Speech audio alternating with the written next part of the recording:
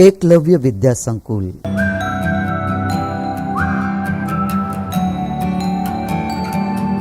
कक्षा 7 विषय हिंदी, विषयांक बेटी।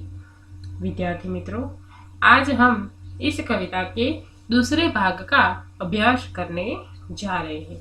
तो अगले वीडियो में हमने यह जो कविता है बेटी, उसकी समझूती प्राप्त की थी और साथ ही साथ उसका मधुर गान भी किया था। तो इस कविता की समझूती प्राप्त करने के बाद आज हम इस कविता के अभ्यास और स्वाध्याय के प्रश्नों को देखेंगे। अभ्यास प्रश्न 1। इस काव्य का आरोह अवरोह युक्त समूह गान कीजिए।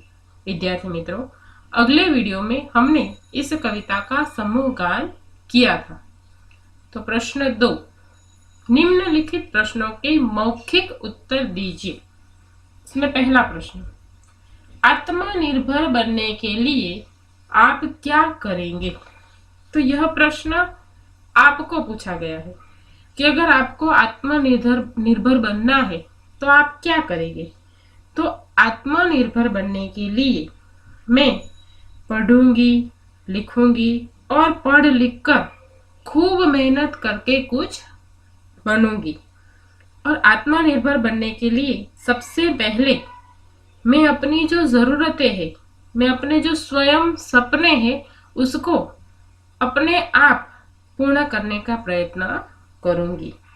मैं अपनी योग्यता और अपनी क्षमता के अनुसार अपना सारा काम खुद करूंगी। इस प्रकार आत्मनिर्भर बनने के लिए जो भी कुछ आवश्यक है वो करूंगी। प्रश्न 2। बेटी पढ़ लिख कर क्या करेगी? तो उसका उत्तर है कि बेटी पढ़ लिख कर मेहनत करेगी और आत्मनिर्भर बनेगी। और आत्मनिर्भर बनकर बेटी पूरी दुनिया को देखेगी और पूरी दुनिया को समझेगी। तीसरा प्रश्न, बेटी की तरह आप किसी का सहारा बनने के लिए क्या क्या करेंगे? तो बेटी की तरह अगर मुझे किसी का सहारा बनना है तो सबसे पहले मैं अपने माता पिता का सहारा बनूंगी। और अपने माता पिता का सहारा बनने के लिए मैं खूब पढ़ूंगी और लिखूंगी।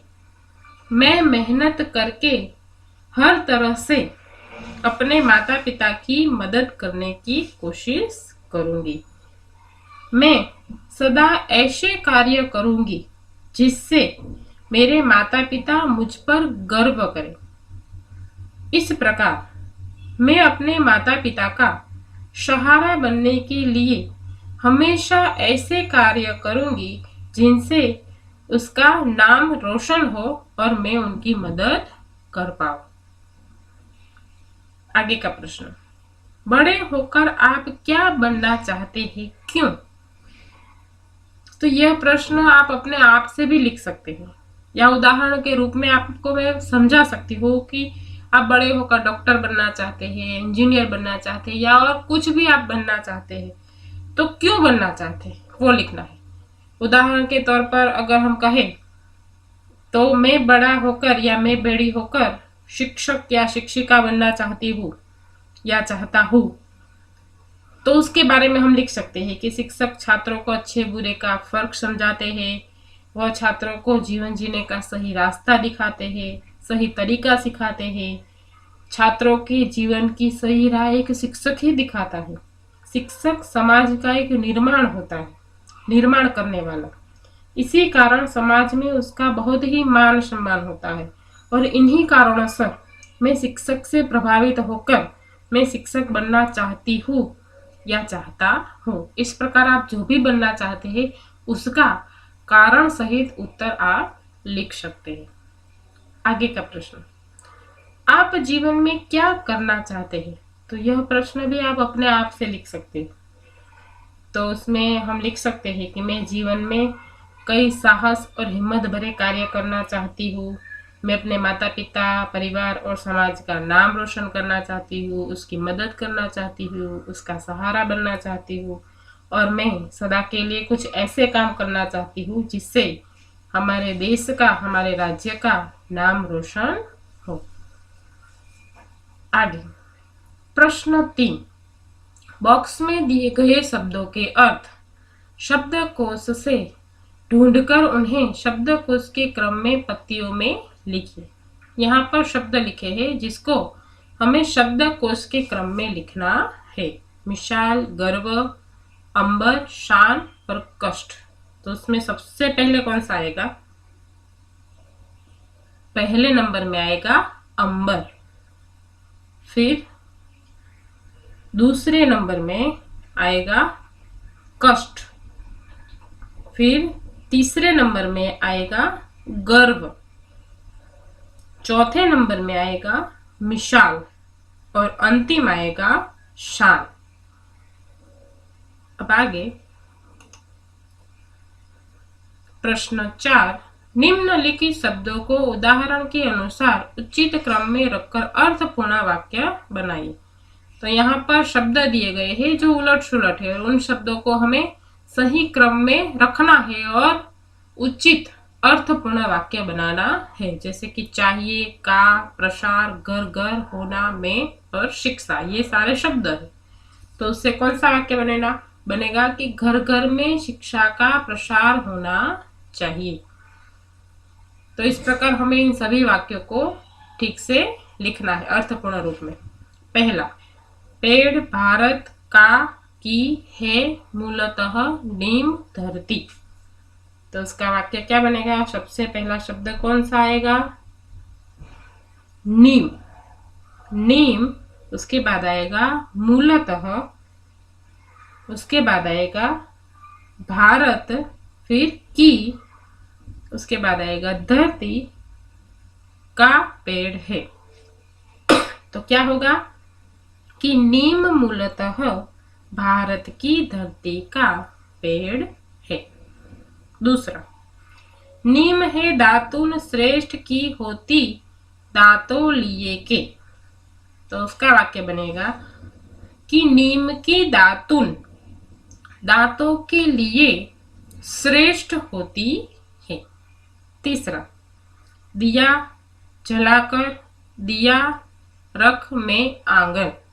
तो उसका आएगा उत्तर, दिया जलाकर आंगन में रख दिया। यहाँ पर दिया अर्थात जो हम जलाते हैं वो दिया, और दिया अर्थात मतलब रख दिया। आगे, अधीरता दिखानी हमें में नहीं खाने चाहिए। तो उसका उत्तर होगा कि हमें खाने में अधीरता नहीं दिखानी चाहिए। अंतिम, विनम्रता चाहिए व्यवहार हमारे में होनी भी। तो उसका उत्तर होगा कि हमारे व्यवहार में विनम्रता भी होनी चाहिए।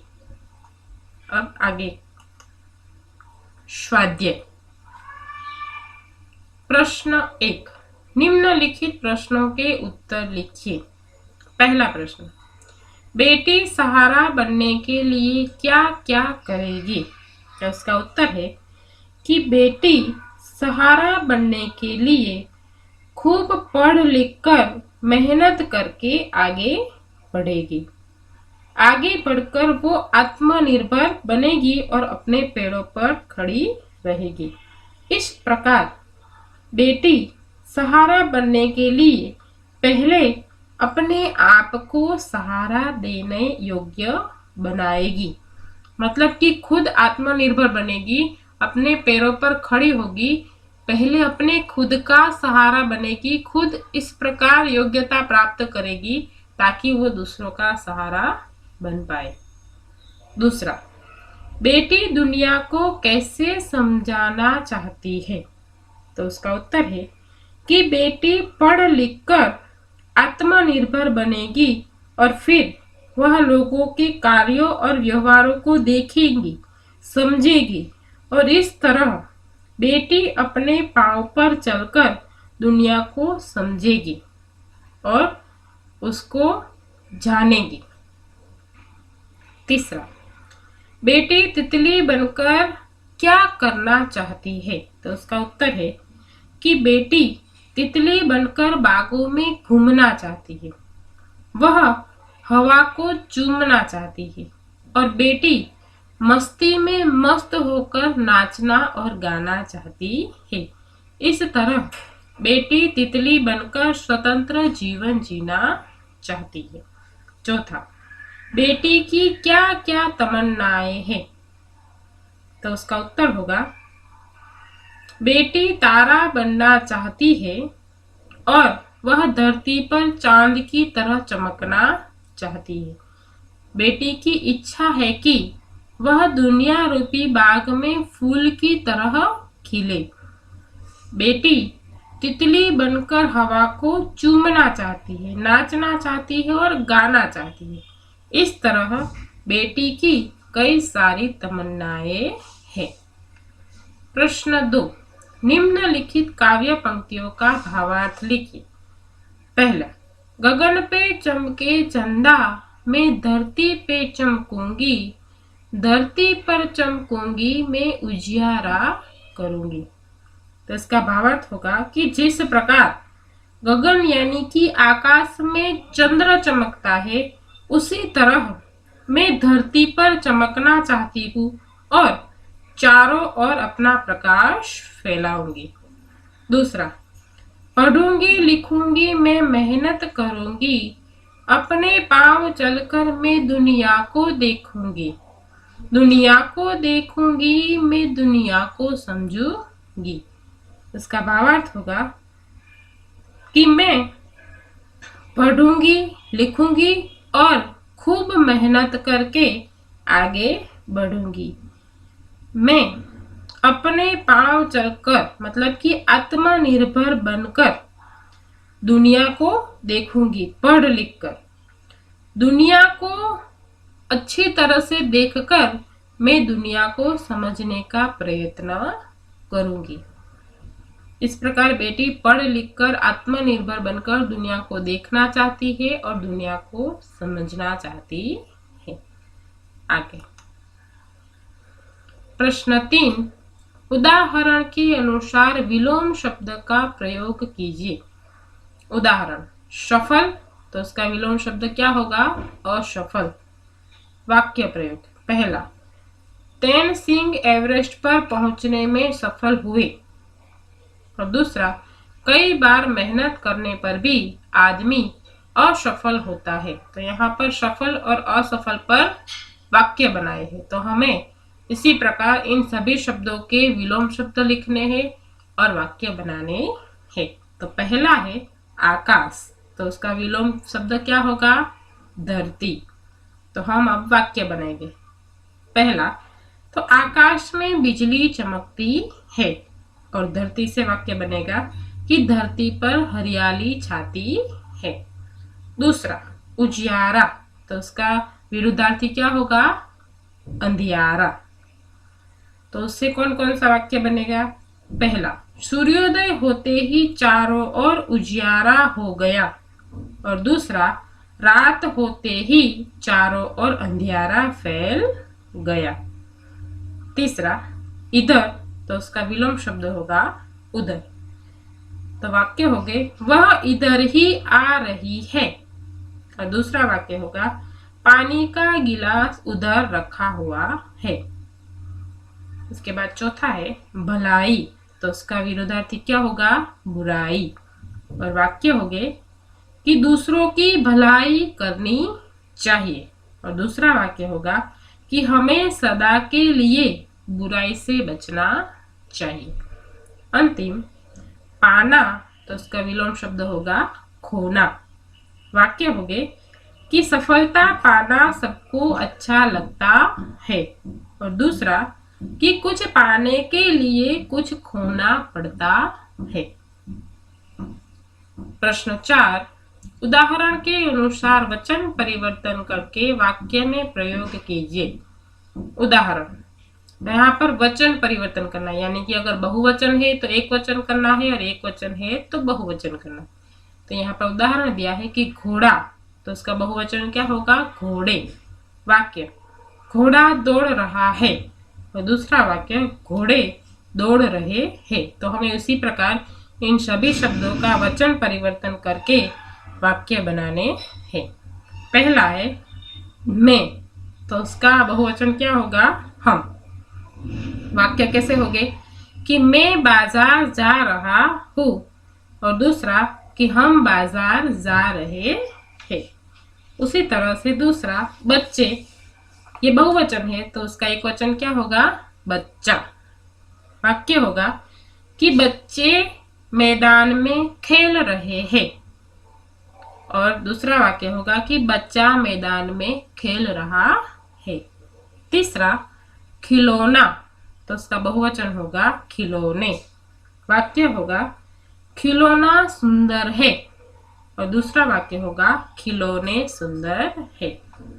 अंतिम खेत, तो उसका बहुवचन खेत ही होगा, और वाक्य होगा खेत में फसल लहराती है, और दूसरा वाक्य होगा कि खेत में फसलें लहराती है। तो विद्यार्थी मित्रों, यहाँ पर हमारा बेटी कविता का अभ्यास और स्वाध्याय पूर्ण हुआ। अब हम आगे अगले वीडियो में देखेंगे। धन्यवाद।